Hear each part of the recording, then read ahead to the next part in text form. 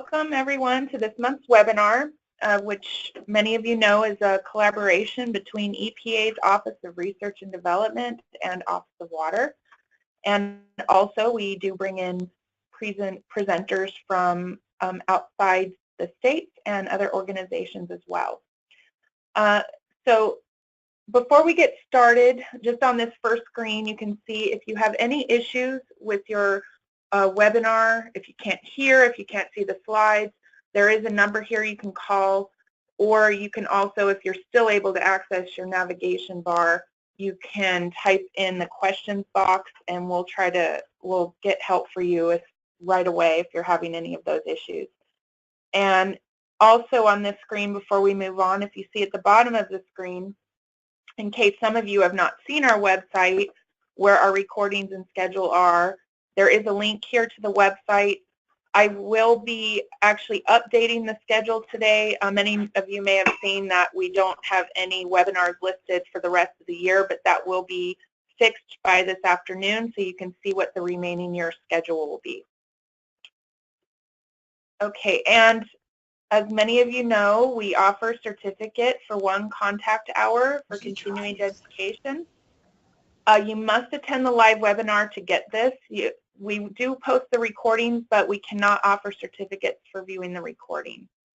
So today you have to attend for at least 60 minutes to receive the certificate. And if you have other people in the room with you, anyone in the room, even if they are not logged in, can receive a certificate. What you need to do is either send the names of the people in the room to this email address you see here in step 3, or you can type the names of the people into the questions box on your navigation bar, and we will make sure everyone there receives their certificate. Okay, and with that, I think with the certificates, I think we're good with that. And if you didn't request the credit when you registered, you can still get it by typing in the questions box or sending an email request to this email address. Okay, and also at the end of this webinar, following both presentations, we will have a Q&A session. And I actually have Tom Speth here in the room with us, and he will be leading that Q&A session that will start at 3 o'clock. So at any point during the webinar, if you have questions for either presenter, just type the question in the questions box, and we will try to get to as many of those as possible today. And unfortunately, we can't always get to all of them because we do have a large attendance, but we'll do our best to get to them. Okay, and one more time before we get started, if you've joined us a little late and missed the poll, if there is more than 1 person in the room, or actually more than 5 people in the room with you, if you could, or actually if you missed the poll, it would be more than 1. I apologize. If there's more than 1 person in the room with you, if you could please type that number in the questions box, that would really help us out a lot in justifying these webinars. Okay, and with that, I'm going to go ahead and just introduce both speakers here before we get started. So we have Jeff Fensel. He's an environmental scientist with EPA's Office of Groundwater and Drinking Water. And our second presenter today will be Regan Murray. She is the chief of the Treatment Technology Evaluation Branch in the Office of Research and Development's National Risk Management Research Laboratory, which I know is a mouthful. But she will present second, so we will go ahead and just have both speakers present, and then we will move on to the Q&A session. And with that, I'm going to go ahead and turn it over to Jeff to get started. If you could get your slides up, Jeff.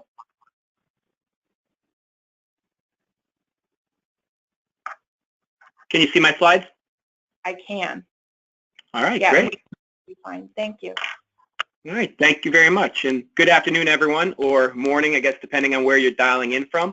As Michelle mentioned, my name is Jeff Fensel, and I work for EPA's Water Security Division out of our headquarters in Washington, D.C. I've been with the division for over 10 years, working on emergency response type of programs. Now, what I'd like to do for over the next 20 minutes is provide you with an overview of the resiliency framework. Basically, define what it is and why it was developed, and also provide you with a demonstration of our new Route to Resilience tool that features the resiliency framework. But before we get started, just wanted to point out a few logistical details. So during my presentation, I'm going to play some short videos that we developed specifically for the Route to Resilience tool. Just keep in mind that webinars are not the most ideal way to play videos, but we think they should play okay and at least give you an idea as to what we developed, since these videos are such an integral part of the Route to Resilience tool. Just want to give you an idea of what they are. After the presentation or after the webinar today, you'll have my link. You can download the tool and watch the videos again. So if there's any major problems, just let me know.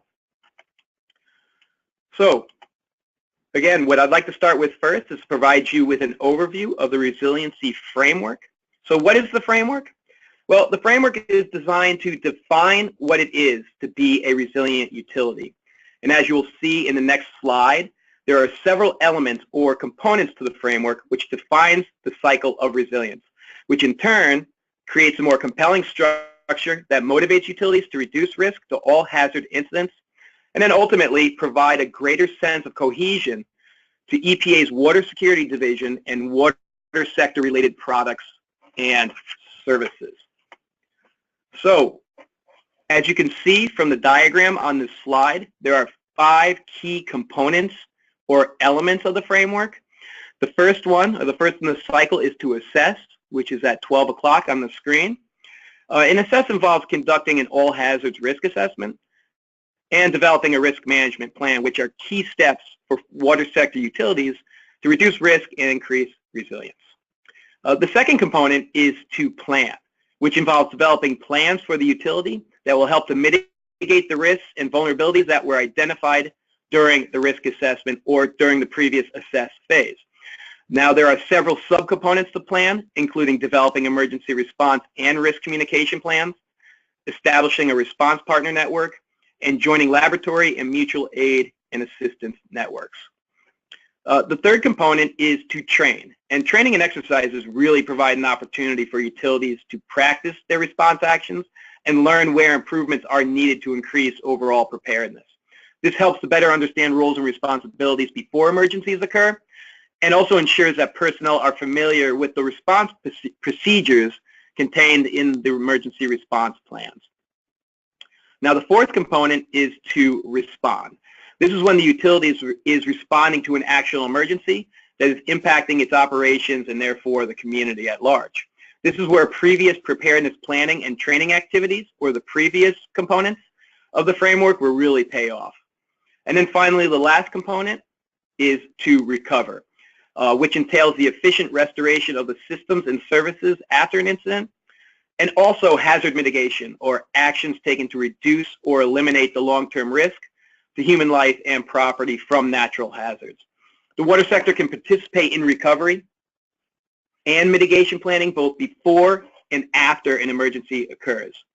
So that, in a nutshell, is the framework through which utilities can become educated on what it means to be resilient, and again, through which all Water Security Division and other water sector related products and services can be accessed, as you will see shortly with the my demonstration or my presentation on the Route to Resilience tool, which I may refer to as R2R. So either Route to Resilience or R2R throughout this presentation.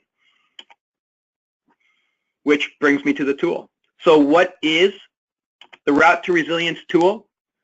The Route to Resilience tool is designed for small and medium-sized drinking water and wastewater utilities that are just starting to explore how to increase their resiliency to natural and man-made disasters, and is ideal for those utilities wanting to learn more about resilience and guides them to the most relevant tools and resources to help them achieve their goals of resiliency. Now, there are 3 overarching features to the tool: learn, choose, and create. Learn simply by watching a brief video that explains each component of the framework that I just discussed, or what we call in the tool itself, stops on the Route to Resilience. So those 5 framework components within the tool, we call those stops on the Route to Resilience. And then second, choose a resiliency goal that best matches your utility's capabilities and needs. And then finally, create a customized report that lists appropriate tools and resources designed to help utilities achieve those goals. So again, 3 overarching features of this tool: learn, choose, and create. And you'll see shortly how these 3 features are applied as I show you the tool. So the Route to Resilience tool is a downloadable executable that will need to be installed on individual computer hard drives. Once installed, a shortcut icon will be installed on your desktop through which you can access the R2R. So what you see on the screen right now is actually a screenshot of my desktop, and circled in red is the icon for the Route to Resilience tool. Once you install it, you click on that, and that's how you'll always be able to access the tool from then on out. So the very first time a user enters the Route to Resilience tool, they'll be shown a brief introductory video on the route, which I'll show you now. Just note that within the tool, users have to watch all the videos the first time they are shown, and then after which they can choose to skip them or watch them again. The videos are no longer than 2 minutes, so bear with me, and I'll show you the introductory video now. Just going to cue it up.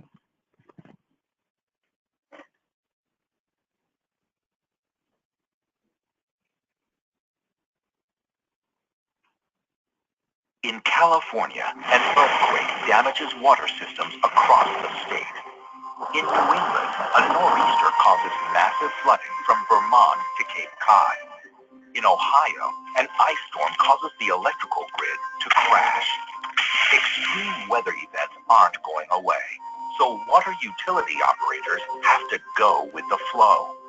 Utilities need to be resilient. But what does resilience mean? It means bending against the storm, but not breaking. It means continuing to provide clean water for hospitals, restaurants, schools. It means keeping sewage out of rivers. After all, water and wastewater services are critical lifelines. Without them, there can be no community. To become resilient, utilities have got to make wise choices. Take the route traveled by more and more utilities every day. Take the route to resilience. The first stop on the route is assess. Take a look around. Find the threats. Find the vulnerabilities. Next is plan. Think about what to do if the worst happens and who can help. Write it down. Once there's a plan, it's time to train. Put those plans to the test. Then comes the real test, respond. When an emergency happens, put those plans into action. The last stop on the route is to recover. The threat is gone for now, so rebuild, reassess, learn, and improve. That's the route to resilience. Begin your journey now. EPA's Route to Resilience will guide you to products that your utility can use to help ensure that when disaster strikes, your community can depend on its most vital resource, water.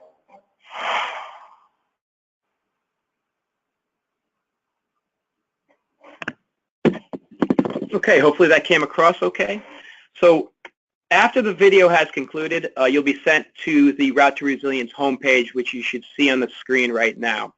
This is where you can access all the stops on the Route to Resilience, the videos, as well as additional information such as reports and other instructions.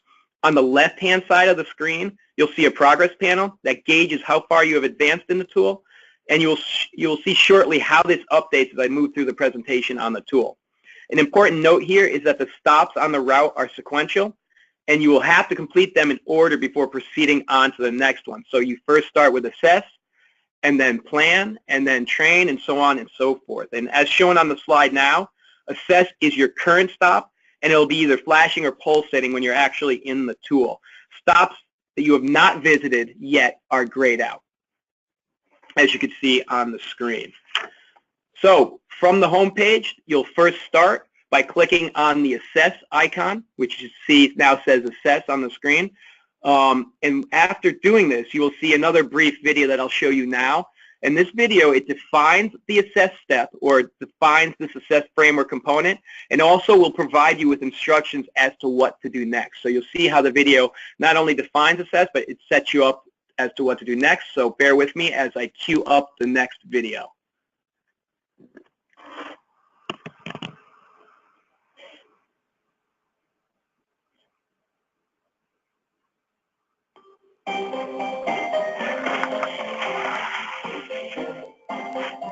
Assess is the first stop on the route to resilience. Here you will identify the threats and determine the risks to your utility. Start with your most critical assets, like your water source. What types of threats are likely to impact it? For example, if all your water comes from a single intake on a river, could a flood damage the intake? Could drought wipe it out? What is the likelihood of this happening? What are the consequences? If you can't live with the risk, then you need to identify opportunities to reduce it. For instance, in the short term, interconnections may help reduce the drought risk. But in the long term, developing alternate water sources may be better. What about power? If a storm knocks out the grid, will your aging generator provide backup when you need it most? If your generator is new and the likelihood of a breakdown is small, that lowers your risk. Finally, conducting a cost-benefit analysis helps you to select the countermeasures your utility can reasonably do. This process, called risk assessment, helps you to know what to focus on first. EPA's Route to Resilience will point you to products that will guide you through the risk assessment process and help you build a risk management plan. This plan will have a prioritized list of risk reduction projects that your utility can implement. Keep in mind, your utility's assets will change through time, so you should update your risk management plan regularly. On the next screen, you will see a table with 2 capability goals. Select the goal that's right for your utility, and your customized Route to Resilience report will point you to the best products to use.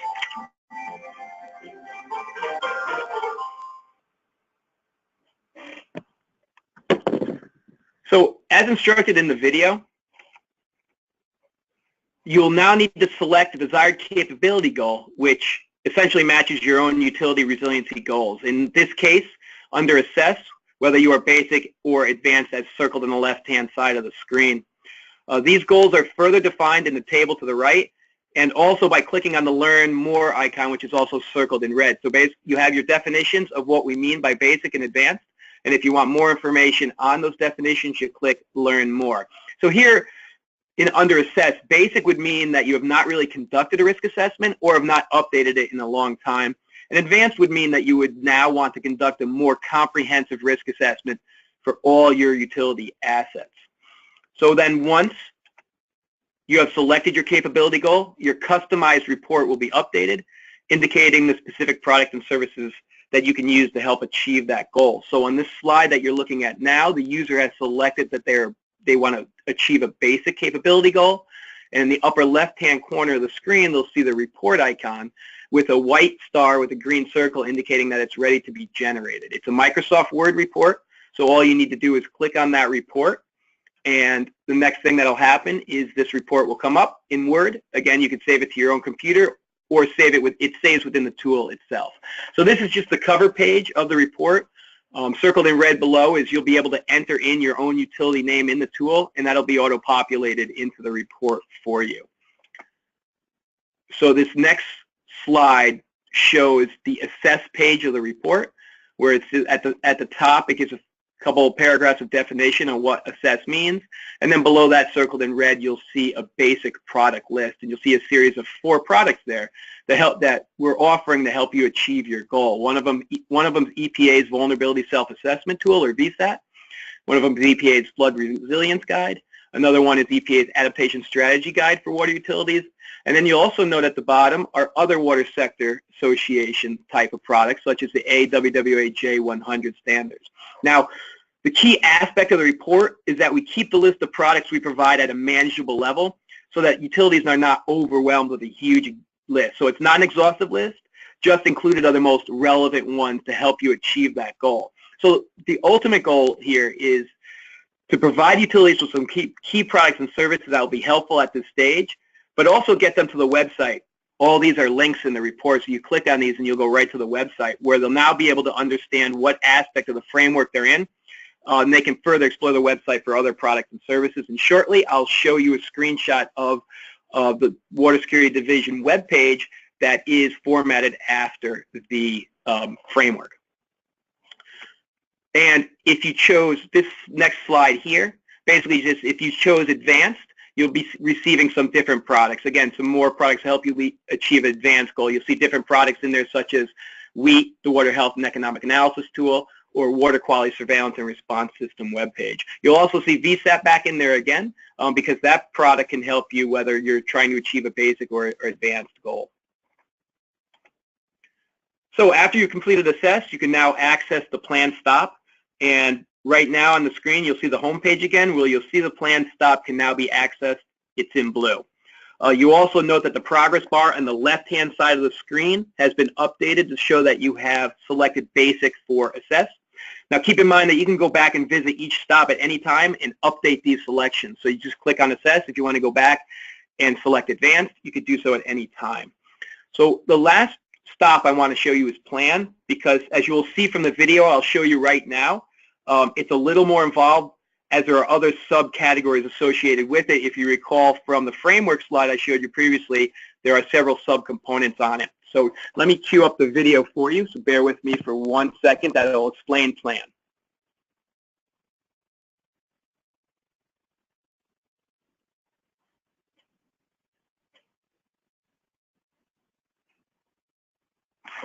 Plan is the next stop on the route to resilience.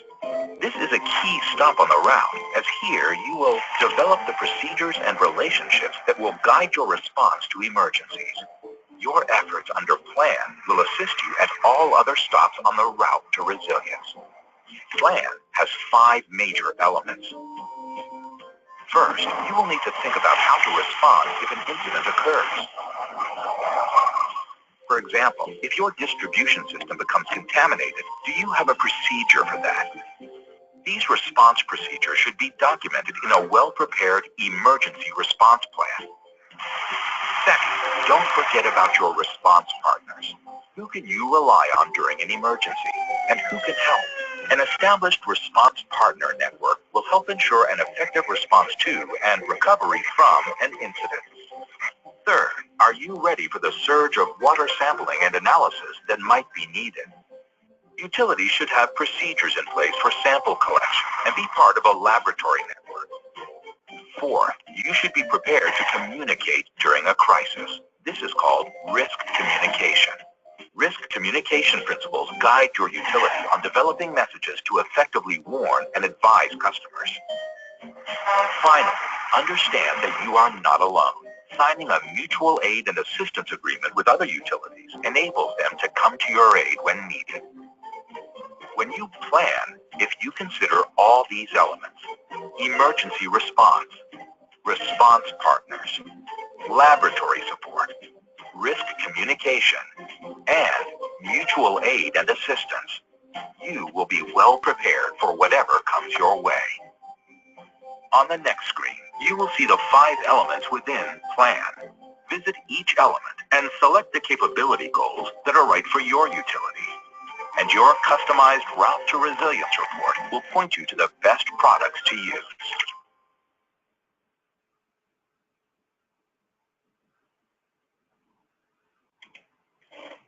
Okay, so once you've watched the video, you'll be sent to the plan homepage, and you'll see how it's a little different from the assess page, where there's the 5 subcomponents. Again, emergency response, risk communication, response partners, lab support, and mutual aid and assistance. What you're seeing right now is that the user has selected emergency response, and under emergency response, their capability goals are basic, intermediate, or advanced. So very similar to assess.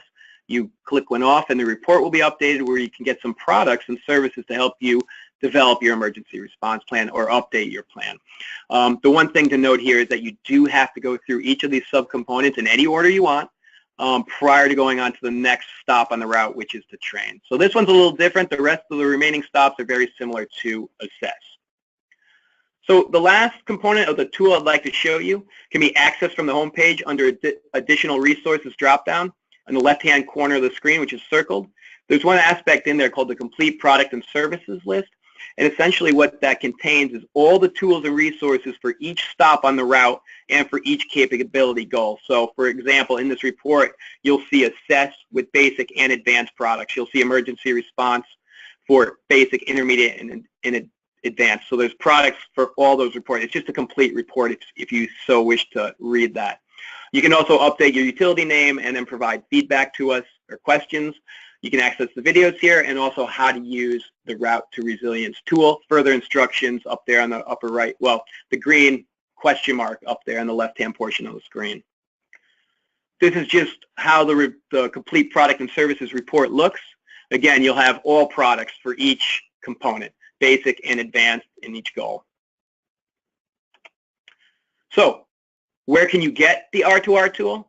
Well, you can go to the EPA Water Resilience homepage and click that, or just use that link that's on this screen here. Once you get to the homepage, which is depicted on the bottom, on the upper right-hand corner of our WSD page, it'll say not sure where to start. Well, click here to download the Route to Resilience tool. So just use that link on the slide, go right to our homepage, and you'll see that the homepage too is also formatted as the resiliency framework: assess, plan, train, respond, and recover, through which the majority of products, all of our products and services could be accessed. And that's basically all I have for you today. My contact information is here. Feel free to give me a call or send me an email at any point in time. I'd be more than happy to answer any questions you have on the Route to Resilience tool or any of our other products and services within our division. So thank you very much. And with that, Michelle, I'll turn it back over to you. Okay, great. Okay, thanks, Jeff. Okay, before we get started with Regan's presentation, while she's getting loaded up here, I just wanted to mention a couple things. One is that if you joined us a little bit late, you may have missed our poll question.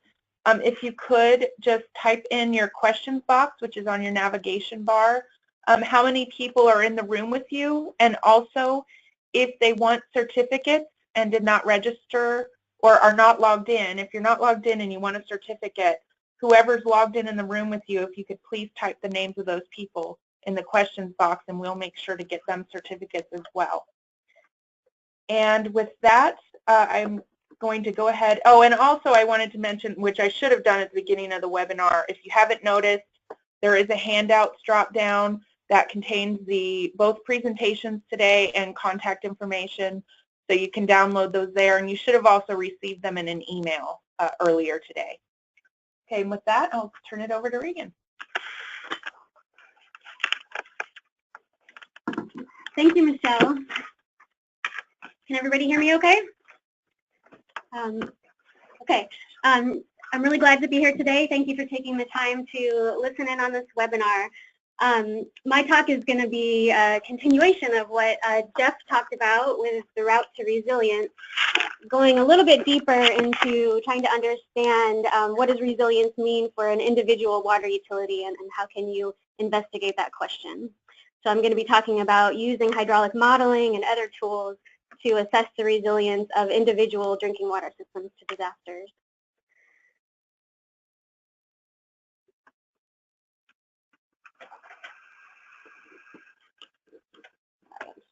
Slides. There we go. Okay, so the outline is I'll just talk a little bit about the motivation and background.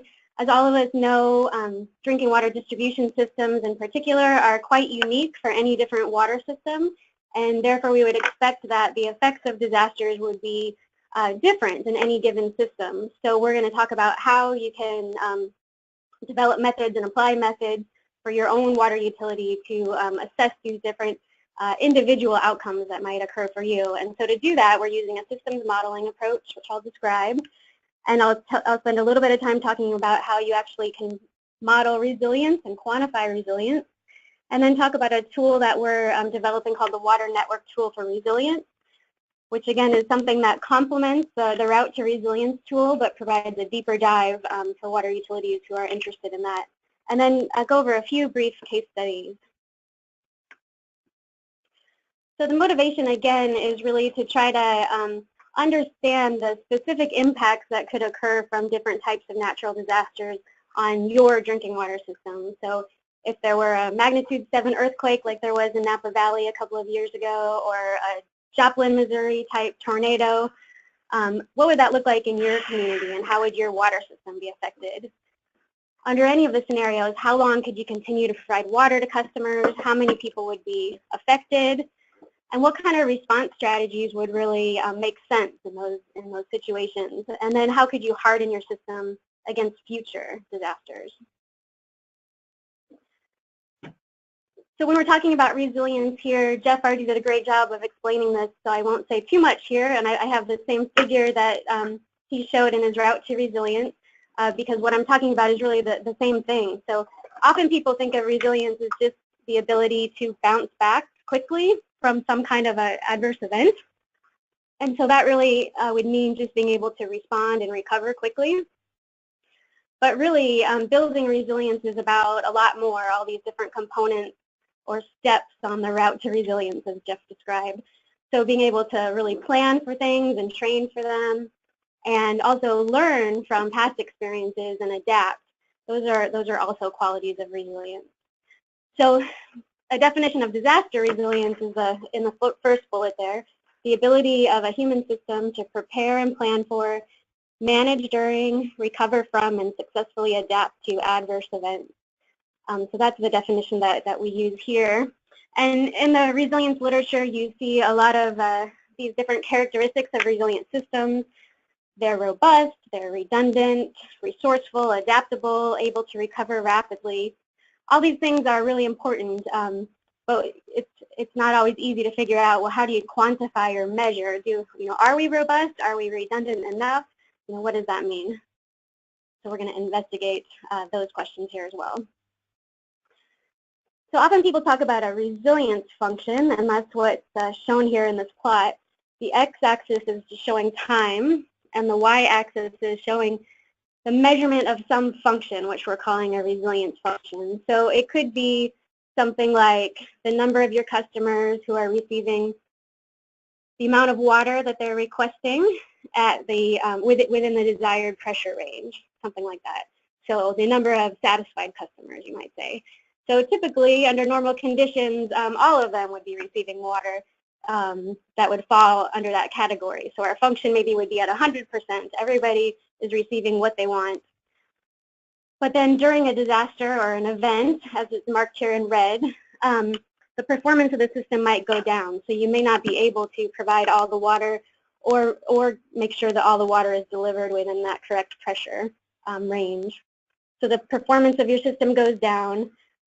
Once you start implementing recovery and response actions, or the resilience actions listed here, then your system will start to recover and ends up in some recovered state after some amount of time. And hopefully that recovered state is just as good as you were before the event, but it could be either lower or higher than your original performance. So the goal of resilience really is to try to reduce the magnitude of the impact. So there's the magnitude, so you don't want to have as much of an impact on your system, and also to reduce the duration of the event. So that's another way to think about resilience. This plot is showing just if you have implemented some mitigation activities, such as some of those described by Jeff in the earlier presentation, then that might help you be better prepared, so your resilience would be improved. And so the blue line there, which is kind of hard to see, is showing a case where, because of the actions that you've implemented, maybe you've done a lot of training and you've built in some redundancies to your system, then your resilience function is going to look a lot better, because you're estimating that the event would have a lesser impact on your system and for a shorter amount of time. So again, that would be the goal of resilience actions. So resilience is really a system concept, and so it doesn't apply to something like an individual tank. So you wouldn't say, is my tank resilient? You could say it, but generally resilience is really describing a system. And that's because the system as a whole can really work together to accommodate other outages during an event. So for example, you have redundancies in your system. So if one part of your system goes down, you might have other components that can fill in for it. So you're really still able to provide all the services you need to, and so it's not really reducing your resilience if one of them goes out, because you have enough redundancy. So when we talk about measuring resilience, we really want to include all the different components that go into that. So when we're thinking about water infrastructure, we have all these different components that you see on the screen here. So we have the physical infrastructure. These are all the components of your system, from the treatment plant to your storage tanks, your pump stations, your valves, all of that. And then we also have your customers and how much water they're using and when. And the governance here is related to the operation of your system. So what are your tank schedules? What are your pump schedules? What are your valve settings? Things like that. How you operate the system has a strong influence on your ability to be resilient. And then the services that you provide, the quality of your water. So all of these things are incorporated in hydraulic models of drinking water systems. So they include all of these different components: the physical infrastructure, customer behavior, operational rules, and water quality. So that's why it is a good tool to use for doing system type analyses. So what is hydraulic modeling? Well, hydraulic modeling takes what we just described, the hydraulic model of the system, all of the input data there on the left, and it puts it into a software tool. We use EPANet, which is a free software tool that can do hydraulic modeling, but there are many commercial software packages available that can provide many additional bells and whistles in addition to what EPANet can provide. And basically the software, though, is they're all built around the same physics-based equations for flow, pressure, and water quality. And out of those tools, you get information like pressure, head, flow, tank levels, and these are for every location in your system over time.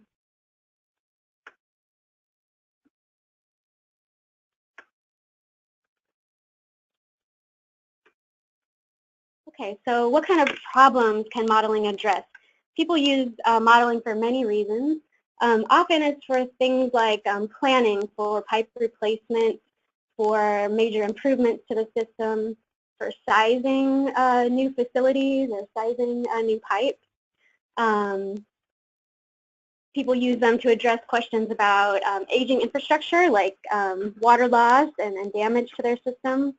Optimizing operations, you can look at things like how best to minimize energy, cycle your tanks, or manage pressure. Planning, looking at future growth or decline in your system, future water supplies, and also solving water quality problems.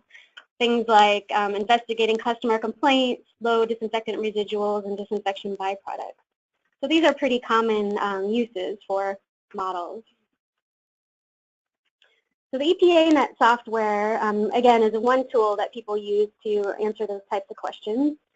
It models and simulates hydraulics within water distribution systems. It can model growth and decay of one substance. So for example, you could model free chlorine in your system. It's available for free. It was developed back in the early 90s, but has been updated since then. And it provides the foundation for multiple of the commercial software packages that are available. And because it's free, it is something that smaller utilities tend to use. We have a lot of users around the world internationally that are small water utilities as well. So just to give a little bit more detail about how EPANet and hydraulic models represents your system, this is an example of a water system, a smallish water system from Kentucky. And this is what the EPANet model of their system looks like. All the lines there are pipes, and the little circles, we call them nodes, but that's just really where all the pipes connect to each other. And for this particular system, they serve about 1.5 million gallons a day. They have 2 reservoirs up at the top left, 2 pumps in their system, 3 tanks, which you can kind of see in the middle bottom area, and about 60 miles of pipe. So the model represents how the customers use their water and how that varies over time. So these are some examples from the model of what those customer use patterns might look like. So the top one shows a diurnal pattern where there's more water use at about 6 to 7 a.m. and less water use, around midnight. And you see 2 peaks, one in the morning and one in the evening. And so that would be a typical curve for customer water usage. And you could make these as specific as you have the information for. So if you know you have big users in your system, you could have special curves for each of those larger users. And then it's common to have maybe just one curve that would represent, a typical single-family home, for example. The second figure there shows an example of water usage pattern for commercial companies where they're not using the water, not using as much during the nighttime, but then just really ramp up during the day. And then finally, the models usually also add in something for unaccounted for water, because that is something that most utilities have an issue with. And so that might be something that's just a constant water usage pattern throughout the whole day. As I said, the model also represents your operations in your system. So this is just an example from the Kentucky model where they have rules about when the pump turns on. So if one of the tanks falls below 5 feet, then the pump is turned on, and because it's going to then feed the tank. And then it's closed if the tank gets close to the top. And you can see in the red line here showing the tank level as it varies over time based on these rules that are applied. So models can have rules for either time-based controls or rules for many of the different types of operating parameters that you would like to look at, things like valve settings and pump curves and schedules for tanks and pumps. Okay, and then as I said, the model predicts pressure and flow, and you can see in these pictures on the left some output pressures, and on the right some output flows. And again, this is just a snapshot in time, but EPANet can predict these values at any point in time over the length of the period you're looking at. And they can also predict statistics. So if you're just interested like in an average pressure at each of those locations over some time period. And finally, water quality. Here, as just an example, we're looking at water age, which is a surrogate for water quality. And it's really measuring how long the water has been in the distribution system since it left the reservoir, in this case, or the treatment plant. So you can see as you move farther down the system away from the treatment plant, the water age is higher. So one concern people often have about models is, how confident can we be in the results of those models? Can we really use them to make important decisions? Well, the key to that basically are the three things that we have listed here. So updating your models, they need to be updated in order for you to have confidence in them. You need to be able to update them as things in your system changes. As you make changes, replace pipes, those features need to be changed in your model as well. Ultimately, people are starting to connect their models to their asset management system so that those changes can be made automatically. Another important step is calibrating your model, and that can involve comparing your model output to SCADA data and even doing some field tests to do like fire flow tests, hydraulic gradient tests, pressure monitoring, flow monitoring, etc., to also build more confidence in your model. And then nowadays, a lot of folks are starting to look at integrating their models with real-time data. So this is basically connecting the model to your SCADA system so you can have much more accurate, up-to-date information about the operations of your system to help force the model. And so that would include lots of different types of SCADA data, but it could also include customer usage data if you have automated meter readings or other type of information like that available.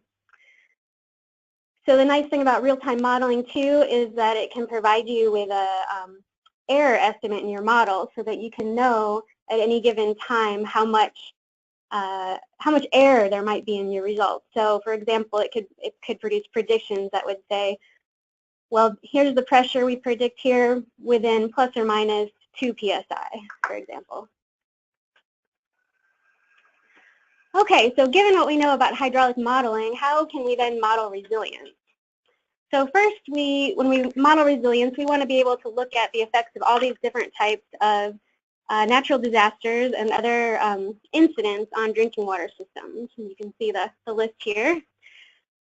And the effect that those have on water systems, or the consequences, are listed here. So there's many different consequences, from human health effects to pipe breaks or other infrastructure damage, power outages, and so forth. And so those are the types of things we can use the hydraulic model to measure what those consequences in these areas would be to your water system. We also want to be able to model response actions, so things that Jeff mentioned earlier, things like public health advisories, repairing the pipe breaks, fixing damaged tanks, restoring power, etc. And then finally, mitigation strategies. And so these are, maybe you could also think of them as adaptation strategies, so things that you would do to improve your resilience for the long term, not necessarily in response to an event. So things like improving your backup storage capabilities, maybe changing the materials of your pipes to be more resilient, securing some of your infrastructure, increasing redundancy, training and practicing your emergency response plans. So those are all the kinds of things we want to include in our ability to model resilience. So based on all of that, we've put together a tool that we're calling the Water Network Tool for Resilience, or WINTER. And you can see here how the components fit together. So it uses the same water system hydraulic model, and it goes into the WINTER simulation engine. And WINTER includes an EPA-NET, or a hydraulic model, and then it also includes disaster models, response models, mitigation models, and resilience indicators that help you measure the resilience of your system. It also takes in other input data you see at the bottom for specific types of disasters. There's a lot of information available to assist you, I guess, in those calculations. So it pulls in these other data streams as well. And then it produces resilience functions and other types of plots and data to help you assess your resilience. So I'm going to go through an example now of a case study with a larger water system. And here we're looking at an earthquake. So let me tell you just a little bit about this system. So you can see the colors of the nodes there represent the elevation. So the lower areas are in the middle, and the red area are the highest areas up at the edges of the system. It was served by only one reservoir, but it has a lot of tanks, 34 tanks, and many pump stations to get the water to move uphill. And there's about 400 miles of pipes, with most of the pipes being 8 inches or 12 inches. So for the earthquake scenario, you can see on the right, we looked at earthquakes that happened at 3 different locations, which is along the fault line there, so the red dotted line. And we looked at 3 different magnitudes of the earthquake as well. And then the damage that was predicted was a function of many things. And so this is an example of some of the types of disaster-specific information that's pulled into WINTER. So things like soil type, the pipe material and diameters, the distance from the epicenter, and there are some other factors as well. And you can see in the plots there, one of them shows the pipe materials, and the other one shows the liquefaction potential of the soil. So that's one of the soil properties.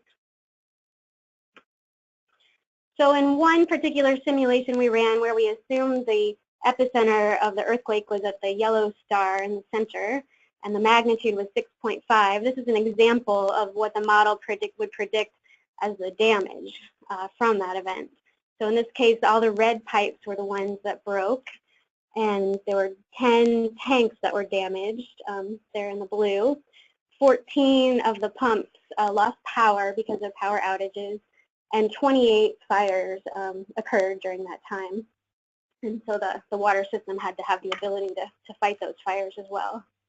And this is one of the reasons we looked at earthquakes, was simply because it was sort of an extreme example that includes lots of different types of damage that you would find in any water system given different types of disasters. So a lot of these methodologies would apply to other types of disasters like floods or tornadoes, for example. So this is just one example of the effect of an earthquake on this particular system. Our method is a probabilistic method, And so typically we would run many different realizations of the same simulation in order to get some statistics about the likely damage, and I'll show you that in a minute here. So this talks about the repair strategies that we included. We made these assumptions, and we assumed that there were repair crews for the pipes, tanks, pumps, and then firefighting crews. And this just tells you some of the details that we assumed here. So they could fix one leak every 12 hours. They would first isolate the leak and then repair it before returning it to service. We prioritized leak repairs based on the largest leak volumes.